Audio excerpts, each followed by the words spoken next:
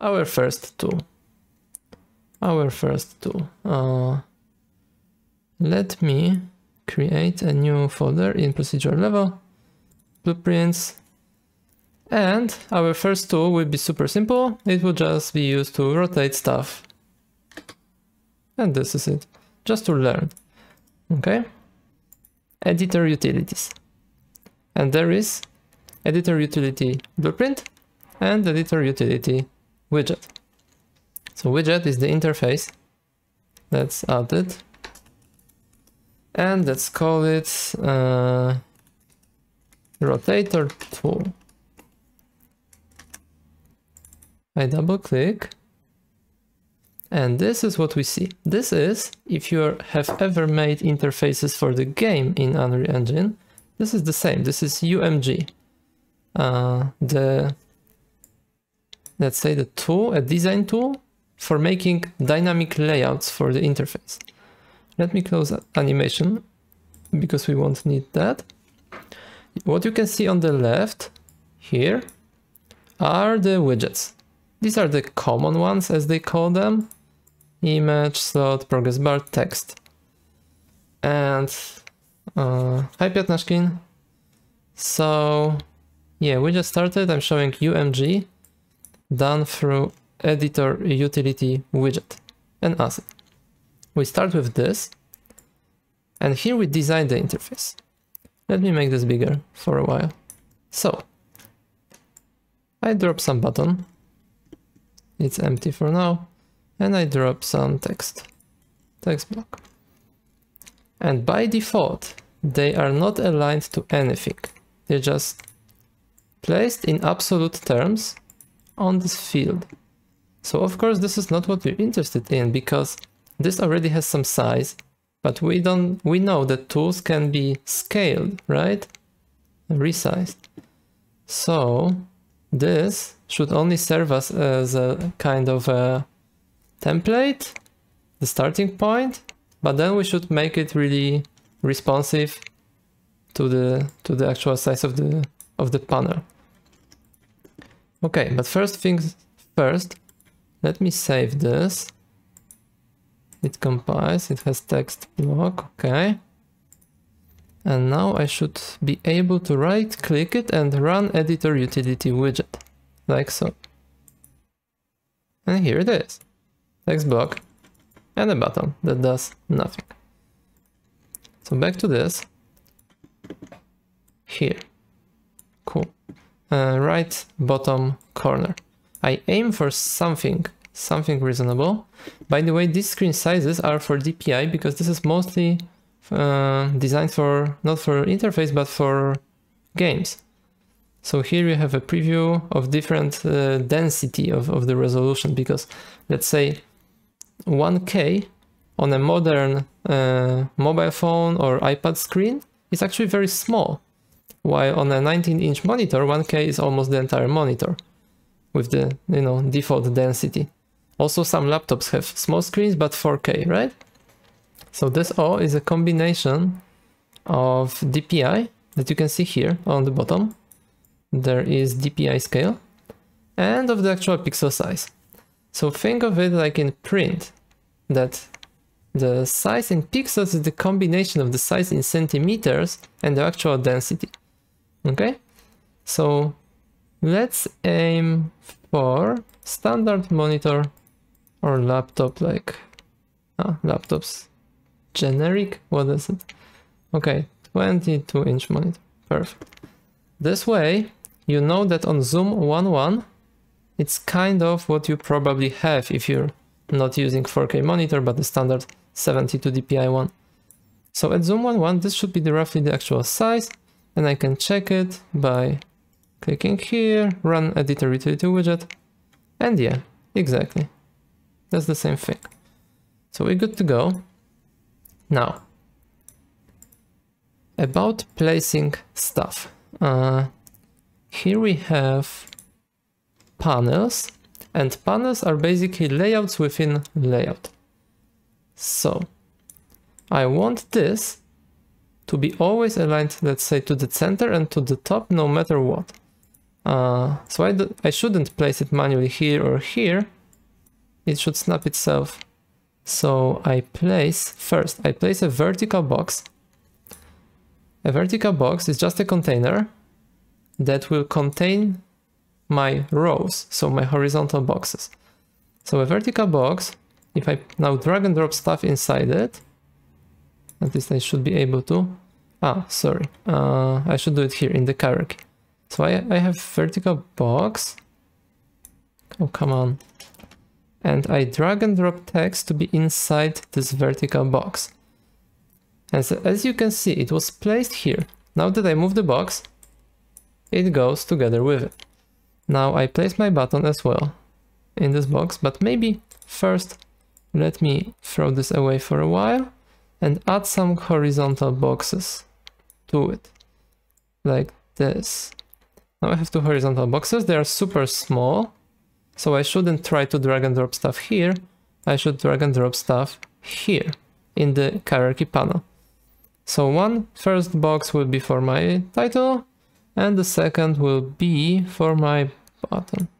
And for now you may think it's quite redundant, right? Because why do we place stuff in boxes? I can just place this stuff itself. But it should make sense in a second, I hope. So now this vertical box is cool. It holds my text. The button got completely collapsed because this horizontal box doesn't have any minimum size to it.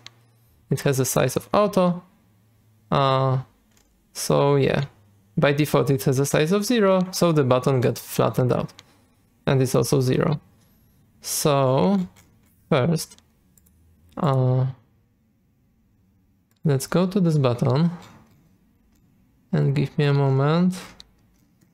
There was this behavior of size fill. This is percentage. Let's get back to it in a second, but first, what I wanted to show is that if I have, let's say, more texts now, let's add another text to this horizontal box, then they get placed horizontally. So it's an automatic container that stuff is aligned to the other stuff without spacing by default. I can add spacing, there's padding. Let's set it to 10 pixels. So padding is around a widget. It's the padding that the horizontal box will keep to its parent. Like so. So 5 pixels, let's say. And now here I should also be able to do the margin. Where was it? Margin. Yes. I can either specify the total margin for every direction, like so, or margin can be expanded to be set by the side. So for example, from the left, 10. And 10 is 10 pixels at the standard Dpi, basically. So sure, all of this is fluid and, you know, resizable and so on, but we should adhere to some standards. That's why you set this, let's say, ideal size and everything, and then at least you have a unit to stick to. So 10 is actually meaningful, right? But it's not centimeters or anything. Okay. So I have my two texts with a margin. Let me make this text aligned always to the right. So let's say this will be application title. Rotator 3000, and this will be its version. So let's say alpha, shift enter gives you new line, okay? Alpha version. And I want it to be aligned to the right. Wait a second. I want the text to be justified to the center, cool, but I want this to be aligned to the right. So I need another widget that is a spacer widget, because as you can see, every widget tries either to stick to the others or to fill the entire available space. If I have my button, and if I use fill, and then if I also use fill on this horizontal box that contains it, it will fill the entire available space until the very end of the parent container. Okay? So this is not what we usually want. So instead you would use an auto, same here, but you will also use a spacer widget. Spacer. So I place this spacer in between Rotator 3000 and alpha version. Okay? And I set this to fill. Like so. And as you can see, if I expand this, the spacer is what fills the space. So alpha version gets pushed to the right, especially if I set it to right align horizontally, and Rotator 3000 gets aligned to the left by default. Let me test that by right-clicking on this widget and run editor utility widget. Like so. Okay, so as you can see, we have a fixed layout now, and the space here is filled by the spacer, but the layout itself is fixed. So we'll get back to it later, because we need this vertical box basically to fill the entire canvas panel. So let's select the vertical box and make it fill everything. Here we have anchors to choose from. This one should fill everything. Probably. But there was also something else. Give me a second. There was something else. Horizontal box should be fill. I think. No, because... Or it should. It should be fill. This also. And then I place another spacer, but vertical, to it at the end. To this vertical box. And it will be a vertical spacer. Fill. Alright. And that's it. But also I don't know why this doesn't expand to the entire stuff. To the entire panel. Give me a moment. Size to what? Size to content? No. I don't want any anchors. I wanted to fill this space. Let's check. Ah, it does. Okay, so this was kind of misleading. But there's also a huge margin to it, I think. There is. But anyway, you can see how stuff gets expanded. And the spacer that we added, basically everything has fill behavior. So the spacer treats itself as 1/3 of the total height. So it's not good. And it means that the button should have a fixed height instead of being super expandable forever. So let me select this button. Its size should be auto. No, it's super small. And there was somewhere its size. Does this button have any text, by the way? I think I have to put text in it. Yeah, now it's good. Now the button will scale to fit the text. So if I make this font smaller, like so, it's smaller. By the way, Roboto regular should be okay. And yeah, as I said, zoom 1:1, and I'll try to match Unreal, like so. Unfortunately, there is no style that you can inherit for what I know. You have to try to match what they did. I think size 8 is their default, but I don't know, it depends on the thing. On top it's different. Widget reflector, for example. Widget reflector. It should be like, I don't know, 10. 10? Yeah, I guess. 10. Cool. So this button will be click me.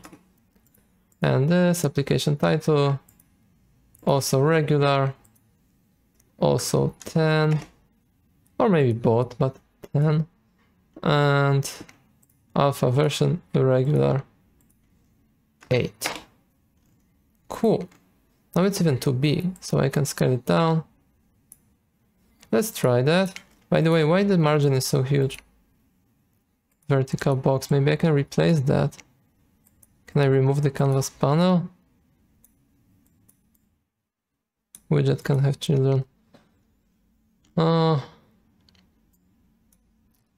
Because, you know, I would prefer just to fill the entire space. Oh, but there are offsets in the anchors. So 0, 0, 0, 0. Okay, cool. Anchors were not reset. Now it's good. Now this thing should be auto instead of fill. And this thing too. So horizontal box. It should fill horizontally, but it shouldn't fill vertically. Okay. The same with this. Good. But the spacer is kind of not doing its thing. It should really fill everything. So what is wrong about these huge margins? I'm not sure. Yeah, this is doing these margins. What the hell?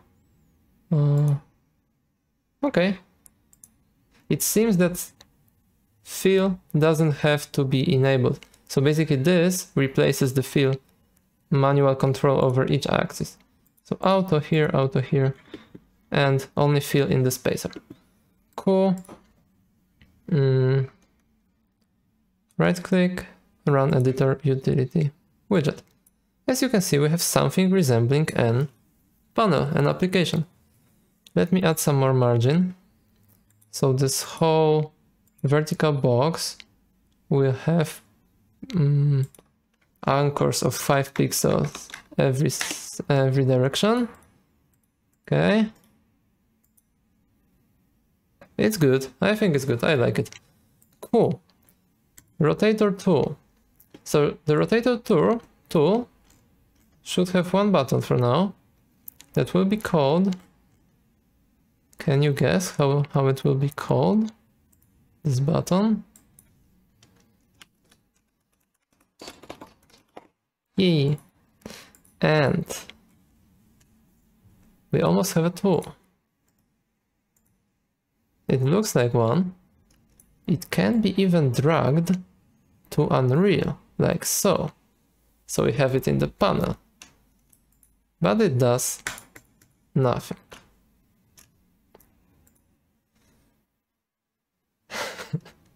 Turn my word around. Scale. Okay, you prefer scale. Cool. Cool. Rotator 3000 will have a button called scale. I'm all for this idea. Others, your idea would be cool too, but it won't fit the button, so let's stick to this. Now about the behavior of this, how to add that something will happen on the click.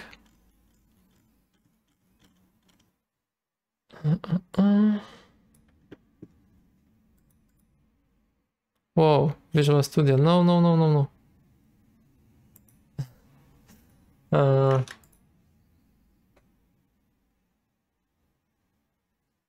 Okay, we should finish with the make great content button. Okay, we should try it.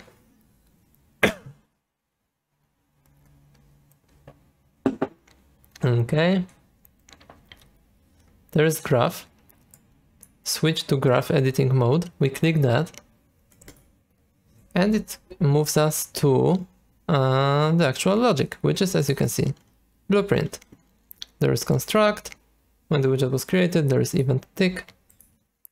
Everything's cool. But we need something to happen on the click of this thing. So, on the very bottom of the details tab, you have onClicked, onPressed, onReleased.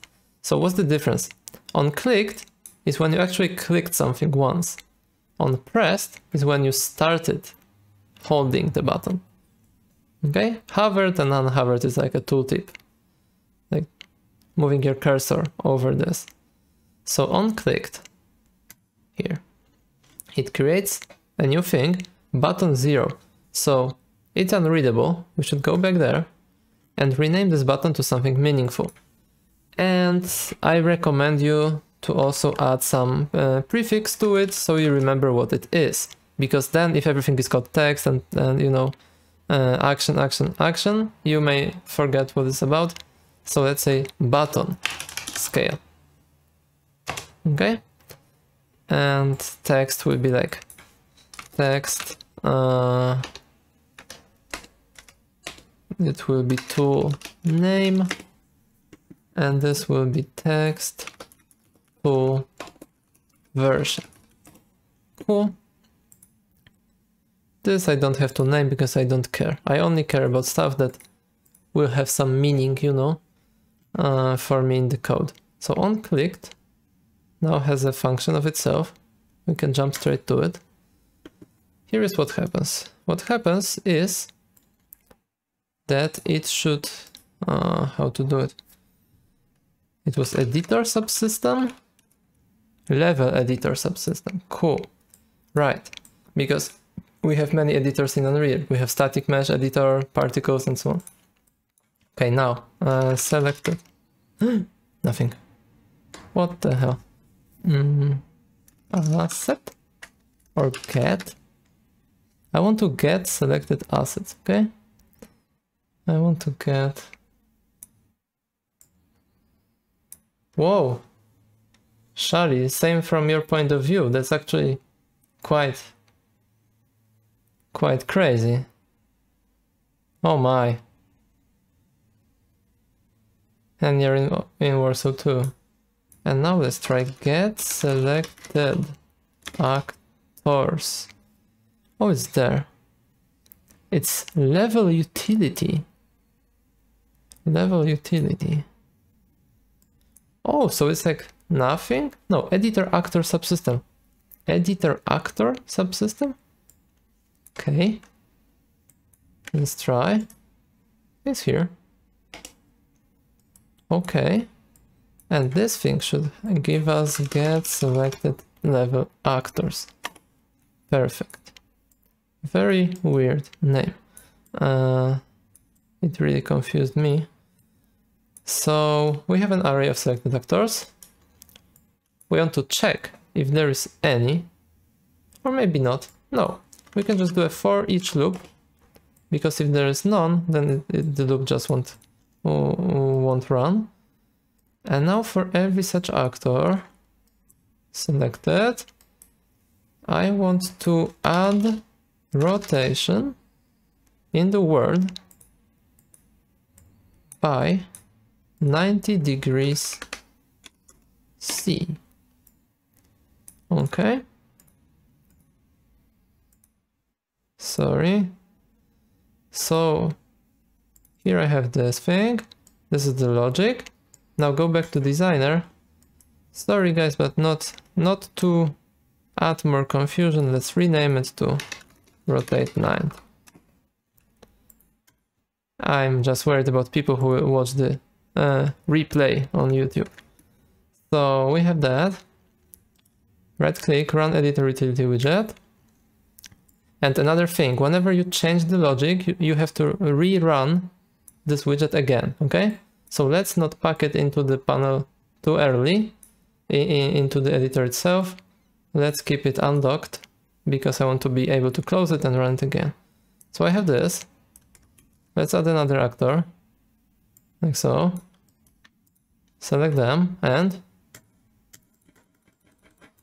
cool.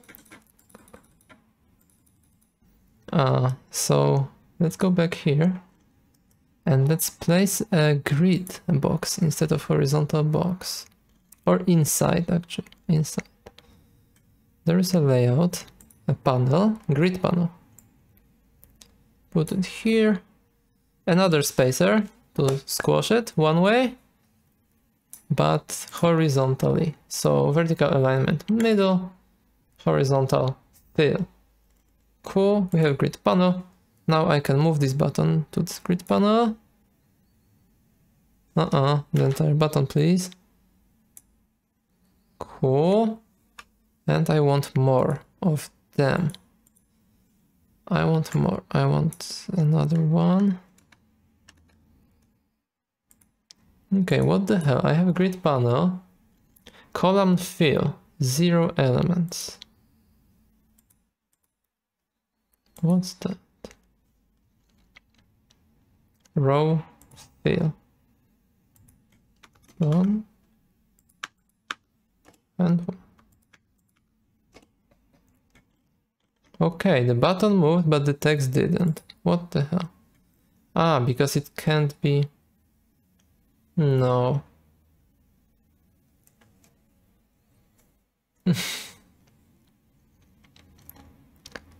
Why this grid is bad? I don't know. Why is the grid bad? The grid should be a grid, right? Meanwhile, it actually scaled the button, which is good, but it didn't scale the text. I mean, it shouldn't scale the text, but this text should push it away, right? Column fill. Or maybe this percent. No, it's proportional. I don't know. Don't be greedy. I want it to be greedy. I want it to take the entire space. That's greedy behavior and it's good. Oh my god, the weather is getting weirder every second.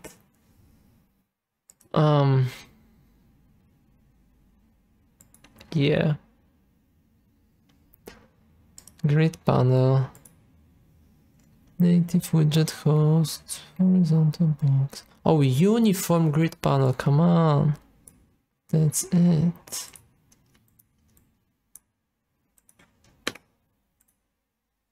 Not very uniform if you ask me. Okay.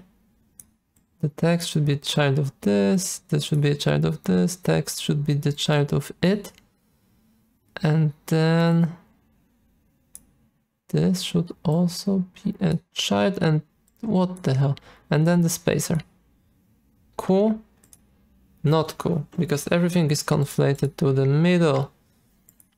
So how is this uniform, I ask? Horizontal alignment, vertical should be top. Horizontal, fill. Why not?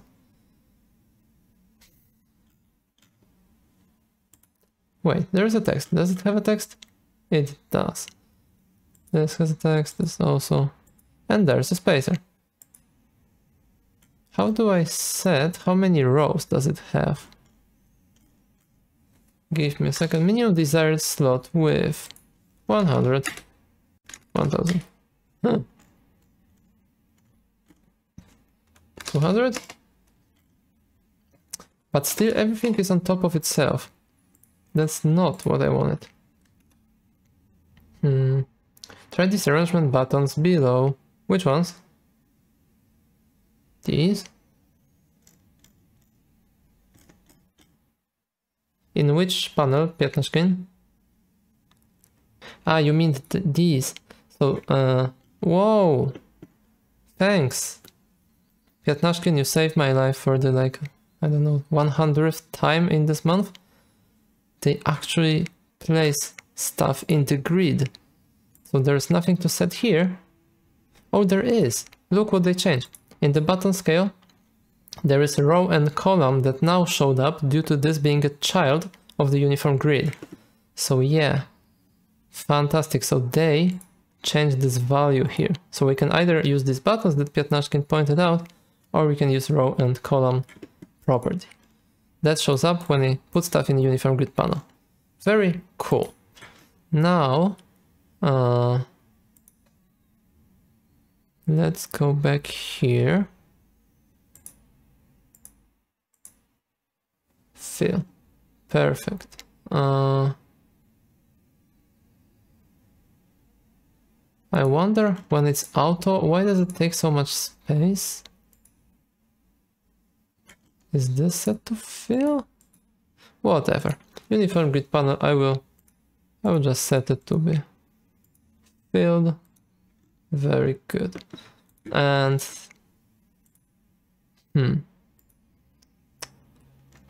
like this has too little space. But why the margin is bigger on the left? I have probably set some stupid margin. Ah, the spacer is child of a button, sorry. Spacer shouldn't be a child of the grid. Cool. Now it's good. Oh. Let's try.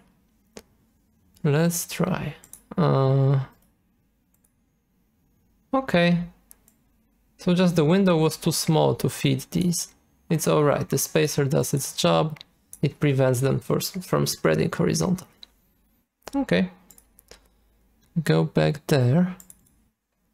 And now we need these radio buttons because this will be like -90, reset, 90.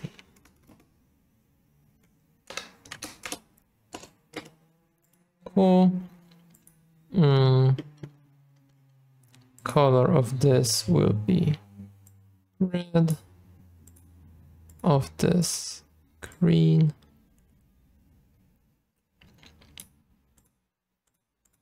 And reset what it is. Now I need my radio buttons. This may be harder because radio buttons are always hard.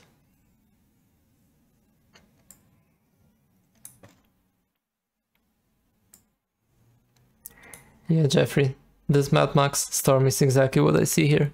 Like exactly. Right.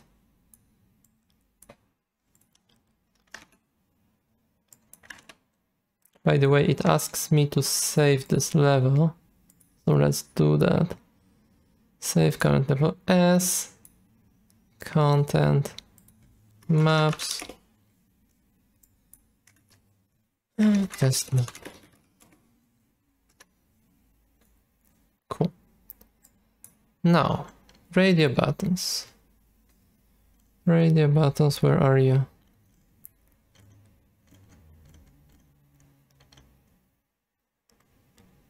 Sliders.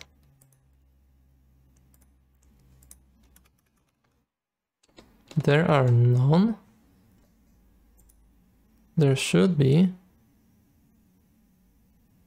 Combo box is cool and all, but I would really like a radio button here.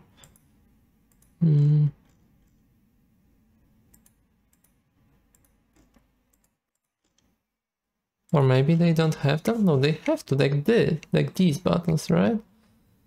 They definitely do. What's the actual example in Unreal of a, let's say, mutually exclusive selection?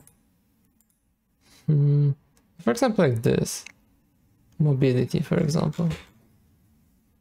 Lock position. Okay, I don't know what's the professional way then to add them. We may try to emulate them. So let's add checkboxes and let's try to make them exclusive by code. So placing them here on the top.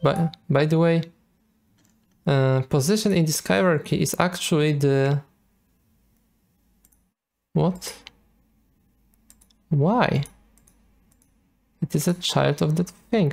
I have to select these buttons and I want to push them to row number 1 instead of 0. Okay? So they free the space for this checkbox.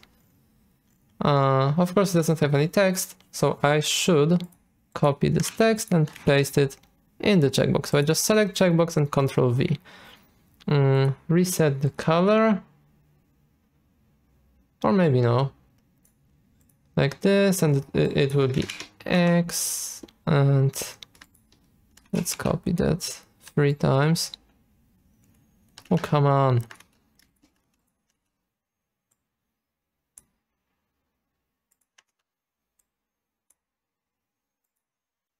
Y and C. And as I said before, And as Piatnashkin pointed out, we should move these like so. Jeffrey asks, what do I mean by exclusive buttons? I mean like radio buttons. So whenever X is checked, Y and Z should be unchecked, so that only one option from a group is clicked at the same time. Like here, for example, this horizontal alignment. When I click left align, the fill gets unchecked. When I click center, the left gets unchecked. Only one at a time from entire group. So this is what the exclusive buttons or radio buttons are for. So I have Y, it will be green. And I have C, which will be cyan. Yay. Because blue is too dark and people don't understand that. It should be cyan. Okay. Okay. And yeah, maybe let's remove color coding from these, not to confuse. Cool. This checkbox should be in the middle. This entire checkbox should be in the middle of the slot, like so. Yeah. Check state unchecked. By the way, there are bindings which are super interesting. They are like in React when you're programming web. So bindings are variables that are checked every frame, every time, all the time, and they can update, for example, your checked state or your text. So you can bind the text to take its value from some variable and will check it every frame, refreshing immediately. So super cool stuff, but it's just, I digress, it's here. By the way, we should remove the Bitcoin hash variable. It's suspicious. Okay, so here, we'll do it like that. Wait a second, how to combine them in a group? Okay, I just named them. It will be check button or CP axis X. Okay, so we recognize what it is. This will be CP axis Y, and that one will be CP axis Z. Cool. Now let's go to the logic and let's do it like that. Sorry. Let's go here, select the button, the checkbox, and on check state has changed. This is interesting because it's on any change, no matter selected or deselected. We just set on changed, and then it gives us the current state after the change. So if it's checked, I want to do a couple of things. First thing I want to do, the sequence. First thing, I want to set that the current axis is X, okay, in the logic. And then I want to uncheck other buttons. The problem is that this happens on change.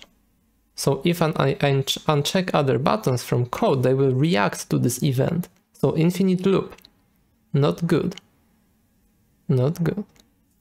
So I need to disable signals that come from these.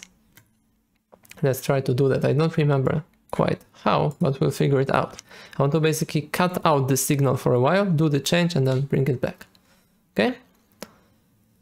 So first thing, I need a variable that will store my current axis. I could do it through a string, but maybe, just maybe, the better option would be to create an enum.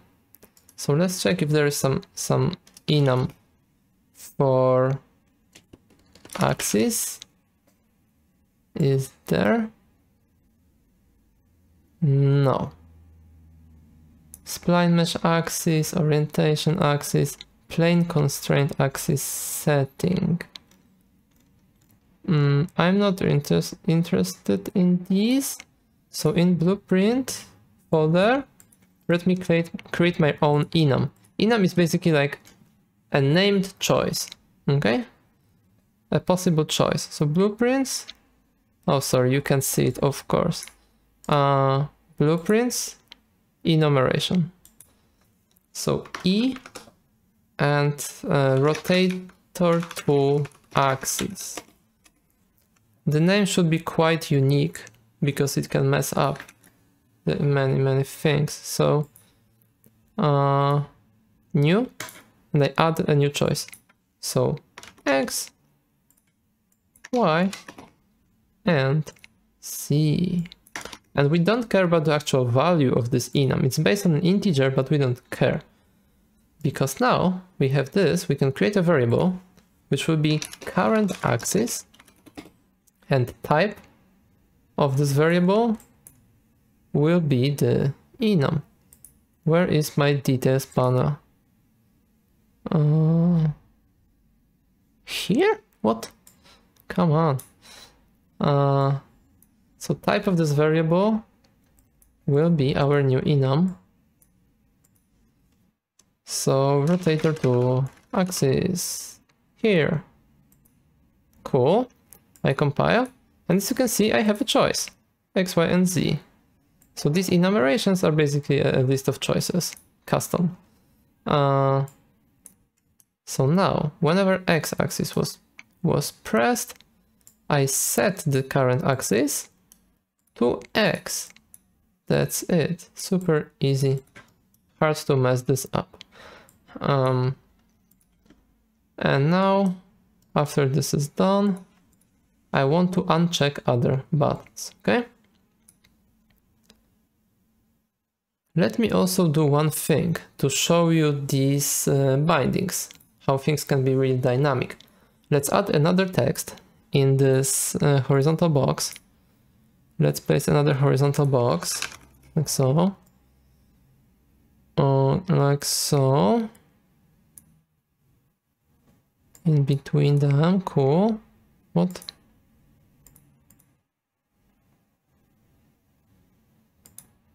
Here, and let's add the text inside, like this one,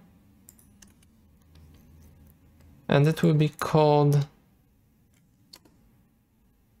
we need two texts, it will be called current axis, okay, like this, and there's another text that we call text axis enum,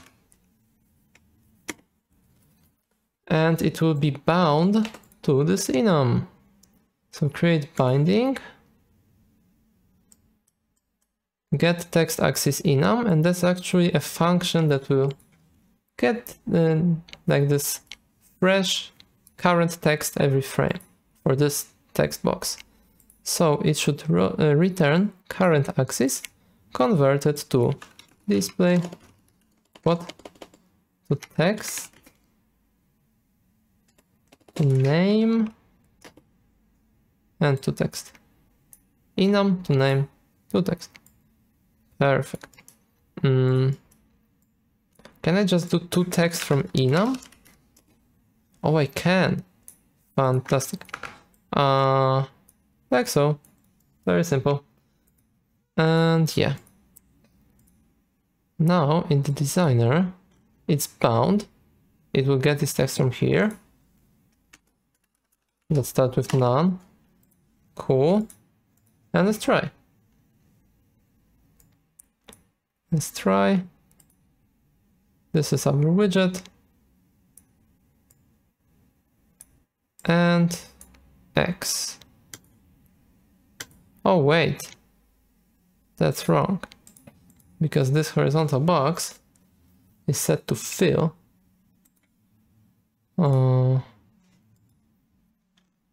This is wrong.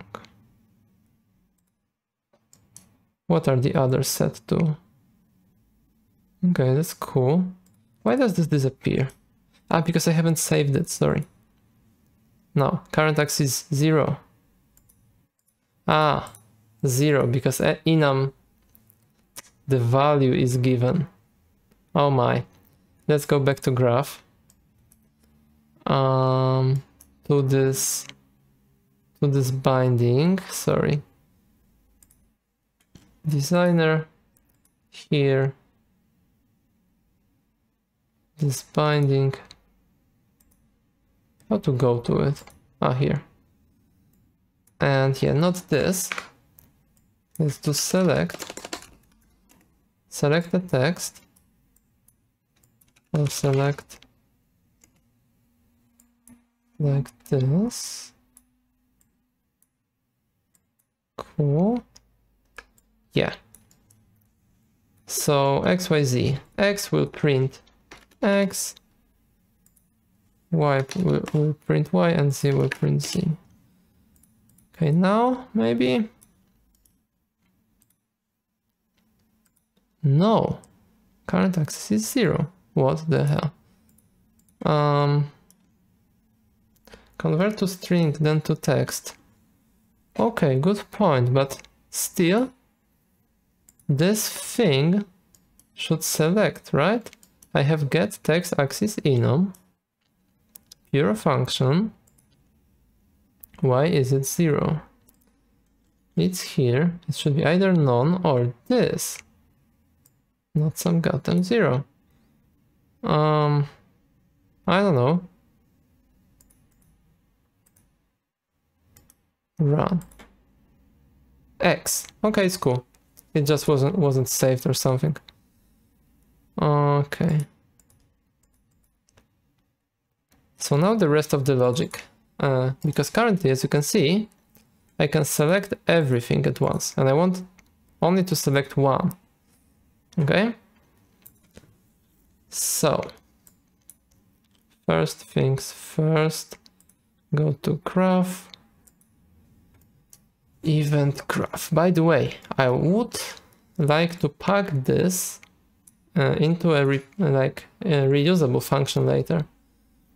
But for now, let's just do it like so. So first it says this axis when X is checked. Then it should, how it was with the signal, to disable signals. Get this.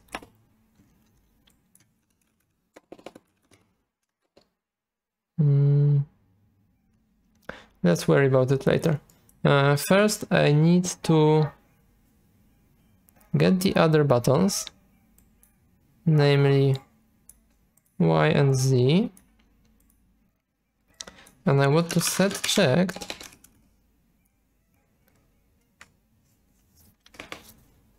unchecked, like so. The same for the Z.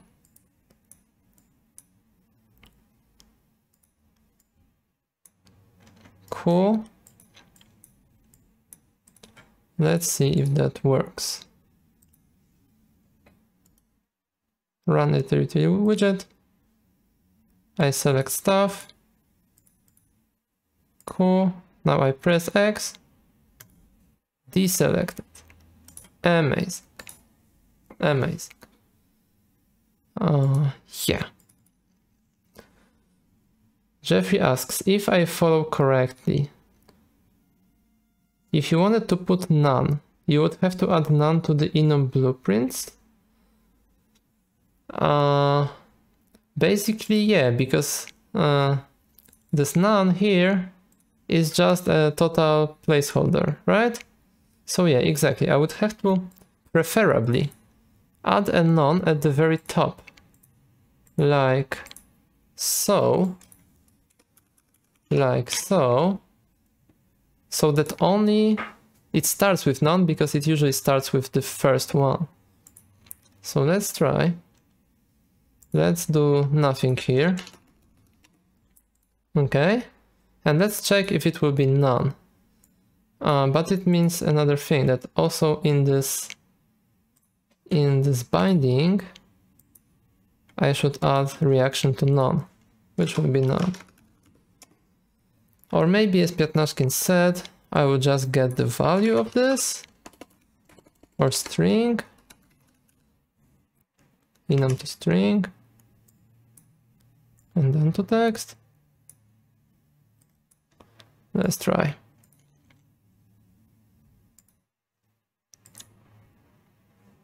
By the way, is there some quick button to just start it?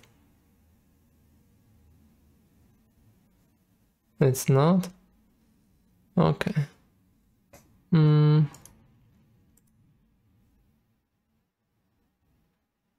Start with X, so something doesn't compile again. Oh my god. Have to close it?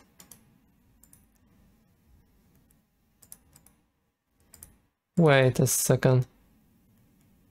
I did that, I hit compile, I did save.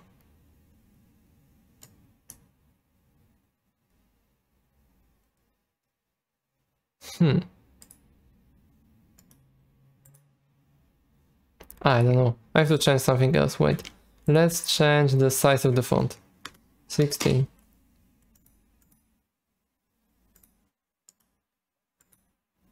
It changed, what? So why the X is default?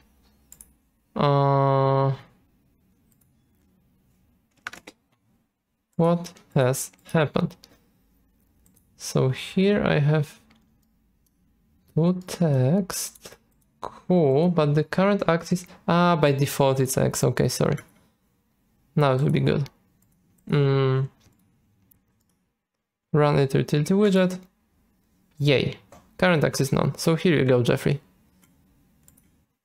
Okay. Let's delete that, and thanks again Piatnashkin for pointing this enum to string, which is also weird why it gives a different result than just enum to text. But whatever. Cool.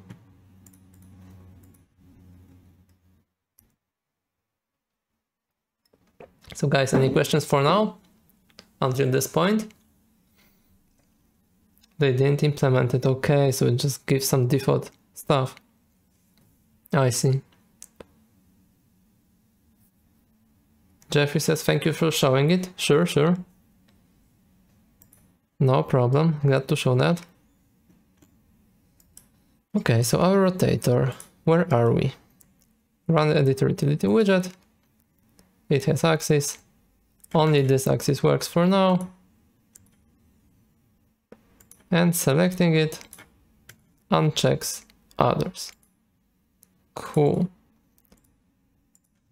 But there was something like getting into an event and having a possibility to reject it or to cut signal. That's what we need to find before we add other buttons. Because let me show you what would happen if we did it naive way. First, I will pack these into an array by the enum, okay? So, or under a map. So a variable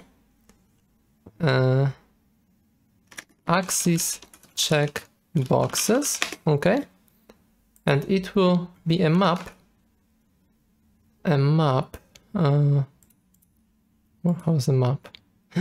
I can't add maps, what?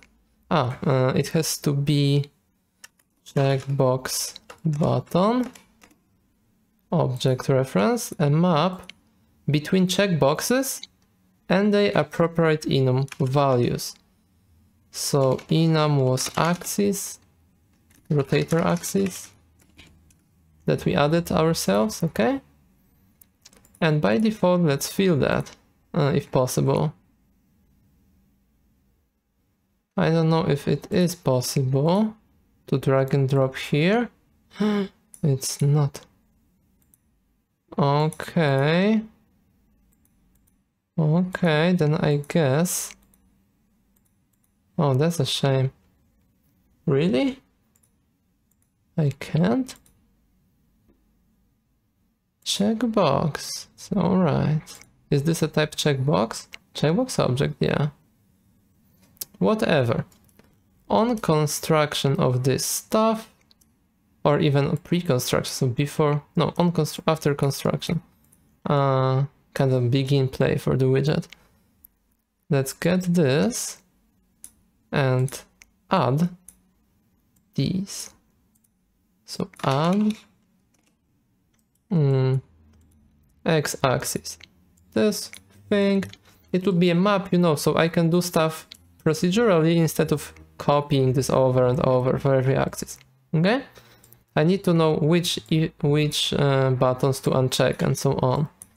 So I need a combination like this, a mapping like this.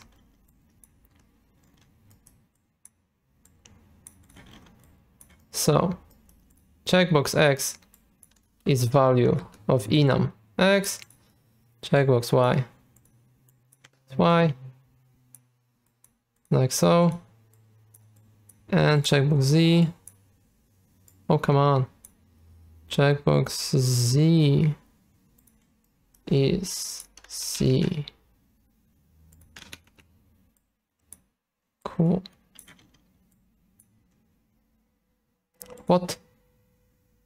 Why? Oh, come on. Add. Cool. Don't open this Visual Studio. I just double clicked, but it doesn't mean that I wanted to edit C++ code. Good, I think. Good, I think.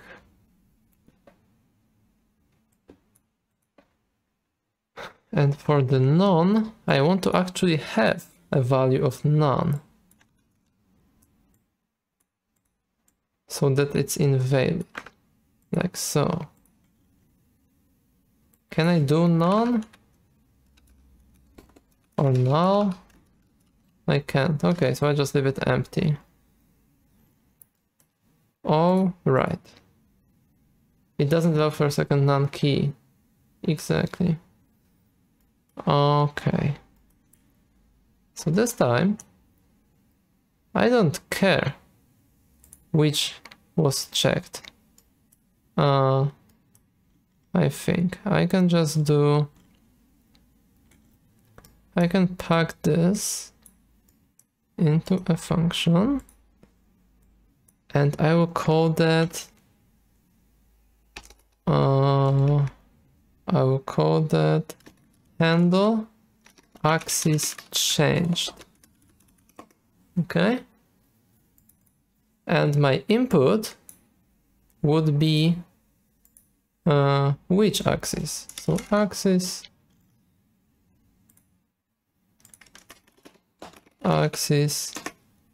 like this, and I will also add handle axis enabled, because I don't care if it's changed. Enabled. Okay. Piatnashkin says you can pre-fill map variables, you just can't press plus button multiple times in a row. Yeah, I know. I noticed that I can't because the none is empty, but the problem is I can't drag and drop this component here, because the second I do that, it disappears. So that's the problem. You know, that I have it here, I drag, and oh well. If I have a way to, I don't know, log this or something. Otherwise, I don't know how to do that. I can select that. This doesn't work. Or maybe if I copy, I can't copy. Yeah, unfortunately. But okay, we're good with this. That maps them. Yeah. Handle axis enabled. So when X was pressed, enable that X was pressed. Now we'll check one thing, because it doesn't make sense to uncheck something, to uncheck X when the X is selected. It's like a radio button, right? So we have to check whether the current axis is the same. So if the current axis equals this. Oh, come on. When it equals this, then it shouldn't do anything. It should check this thing again. So it should get my axis checkboxes, find by value, find, how to find? Yeah, I want to find by value.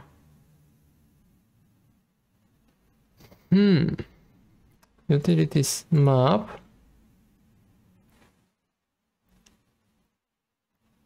Finds the value associated with key. No, I want the other way.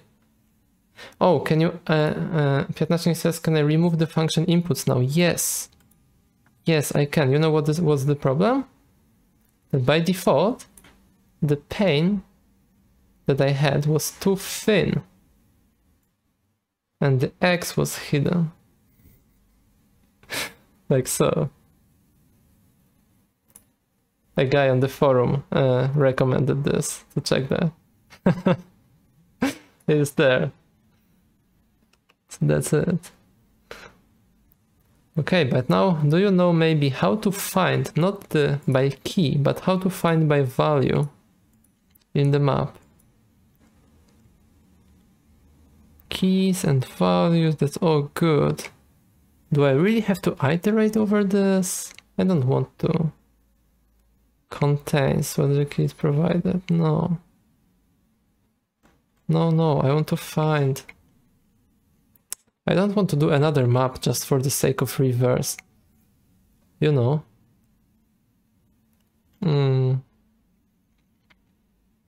But maybe I have to. Maybe I have to. I don't know, it would be stupid, but I don't have another idea for now. How to reverse. Let's do checkboxes to access and another one access to checkboxes. It's stupid, sorry. Get values and find there. Yeah, but if I only get values, I don't know the index because this is not sorted. I think. Okay, let's try this. It would be another way. It would be rotator axis to checkbox object. So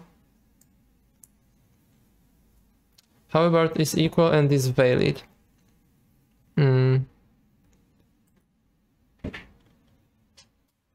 Give me a second, guys. Yeah. Look what I got from my girlfriend. This is good. This is really nice. Tropical, yeah. Fits the weather. And I think it's vegan. I think it is. We wanted to add this reverse map because here we are able to tell which button is meaning which axis. Now we want to check the other way around. So axis to checkboxes. Add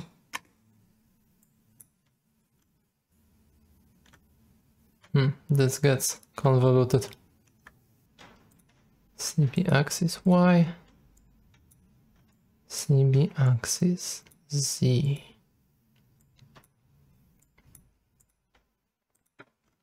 Cool, we have the map both ways now.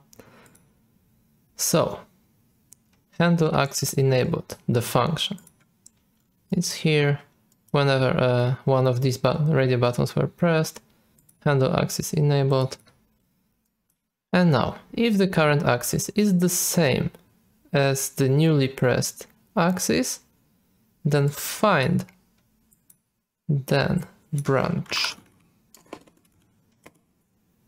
Basically find the appropriate thing and set it again so that user can't uncheck it, okay? Or wait, this shouldn't be here. This shouldn't be here. This should be on handle axis disabled, to be honest. Let's add a new one. Handle axis disabled. So don't let a button to be disabled. So if the current axis is the same as this axis, then don't let it do that. Find an appropriate thing. Find this.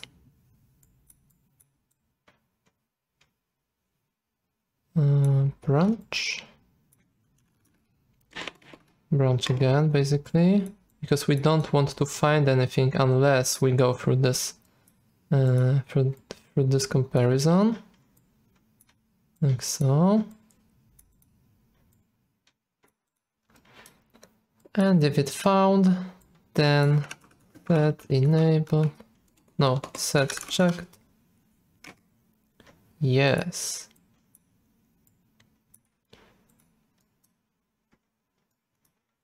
Radio button Jeffrey is the button in this exclusive group.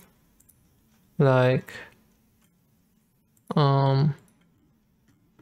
the movable thing. So it's either this one or either this one or either this one, never two or more at once. These are radio buttons. Okay. So this is what we're trying to do here. Okay, we don't allow a button to be unchecked. If the same is currently selected, set it back to checked. All right. Let's try. And we need to duplicate it a couple times. So designer, this thing, and on check state it already has one. On check state change, add one, and add one for Z as well.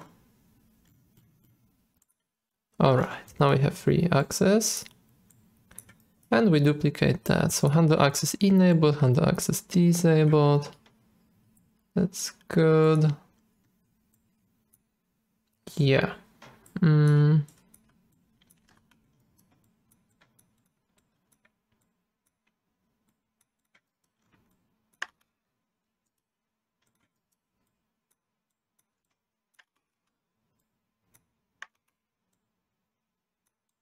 So it's the same thing, right? If the Y was changed, if the Z was changed. Cool. This is Y and this is Z. Okay. Okay, let's try this. On check state changed. Now the only thing I'm worried about is what? The delegate, yeah. No, remove binding. The only thing I'm worried about is that this will fire this event. I don't want that. I only want to change the state, but not fire this event. I want this to be only doable by the user. And I'm sure there was something for it. User. If the action was, made by the user. There has to be a way. Or maybe I'm wrong and maybe this event only fires when the user does it? But I'm not sure. I would doubt that. Let's try. We have handle access enabled, which disables the other stuff. It should be different. It should be taking this thing and setting it, and then it should be setting the others to unchecked. So So for every stuff in this map, get for each. Oh, really? What, keys? No way. There's no items? Utilities map.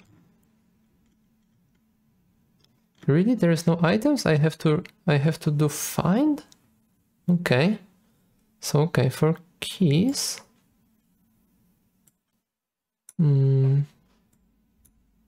Like so. Oh, keys is a function. Okay, for keys. For each one of them, find an appropriate item.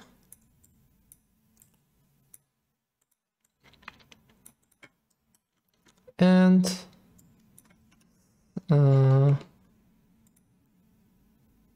no, first compare. Compare if it doesn't equal this current axis. And only if it does not, then disable. So we want to skip the current axis and only disable everything else. Like this. Find and set checked. Set checked. Not checked. Okay, so we set the current axis and uncheck everything else. That's good.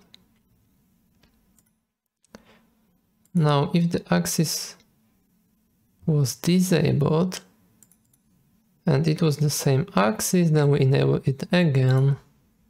Cool. Let's try.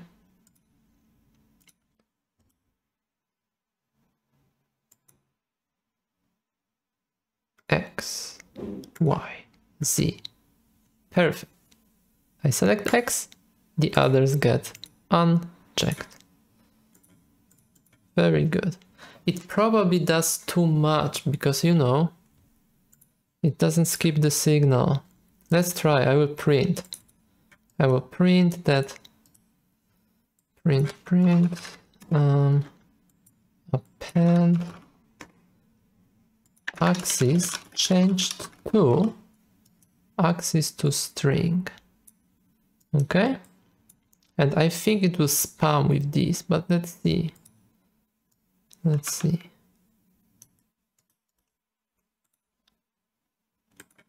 No, it does not. Okay, beautiful. Beautiful, yeah. So I was mistaken. I thought that these changes like set checked also fire this event, but it seems that they don't. It seems that they don't. It's very good. All right. So now we know the axis. So we can rotate by this axis. Let's go back to event, to the designer. Select this button, -90. On-clicked. It should take the current axis. It should do what it was doing before. This scale button. Let's remove that.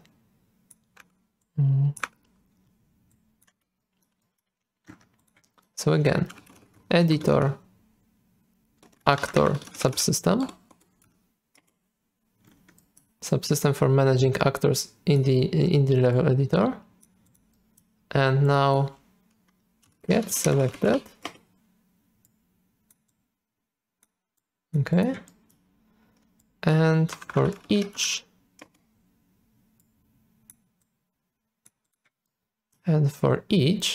we should first check by which axis. So like this. Current axis. Is there something like multiple sequence based on this? Flow control, switch. Yes. A switch. So get the actors, and for each actor, based on this switch, do a certain thing. And the thing will be to rotate, or maybe no, just for the actor, not switch. Just rotate, add word rotation, and I will select this rotation based on that. So select rotator. Nope. Select based on the current axis. Cool. And just add this. So if the axis is none, don't rotate. If the axis is X, rotate by minus 90 degrees on X. If it's Y, then on Y. If it's Z, then on Z. Teleport to skip physics. That's it. For every selected actor, check the current axis and do appropriate rotation. Let's try. Run editor utility widgets. Selecting actors. Axis is none, it's doing nothing. Axis is Z, rotating in Z. Cool. Actually, no. Let's do minus 45. It will be more meaningful. Go back there. Minus 45. Minus 45. Minus 45. Cool. So Z. Yeah.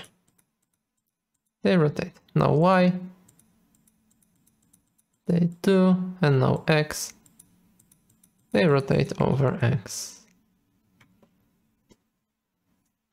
Yeah. So basically this is now, guys, all about copying this for the next buttons. Doing the same table for every button. And that's it. That's our Rotator 3000. Cool. Thanks, Jimmy. I see that you appreciate that. Okay. So simple code. Quite convoluted due to this map, but you know, probably there's a better way to do radio buttons. In general, still, 2 hours, and we're good to go. We have our own panel. Like so. We can now dock it here and have it always in our interface. Copying actors, rotating quickly. Of course, this is meaningless, this tool, but I hope you get the idea and you can find your own ideas for how to make it useful. And everything, the beauty of it is everything was designed in the UI and in Blueprint without actual C++ and only a little bit of documentation. So now you can play with, you know, alignment of things, snapping to grid, placing them in an array, adding new actors on the scene. So I think we're good. Since events don't fire, just set other to off directly.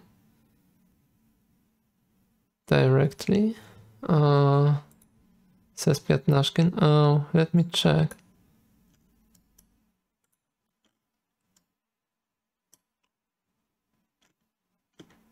You mean directly here? I think I do. I just did the map to avoid the clutter, you know. Let's say in an abstract case when we have more buttons than this. Very abstract case, but yeah. Just so it scales well. So that's it. I think we'll be good for today. I'd like to finish it earlier this time. But in general, in the next one, I'd like to actually create assets. So actors are cool and all, but you know, the full power is when we actually can create, for example, material instance based on some parameters that we do. Or just, for example, select many assets and just do something on them and save that. See you guys. Cheers.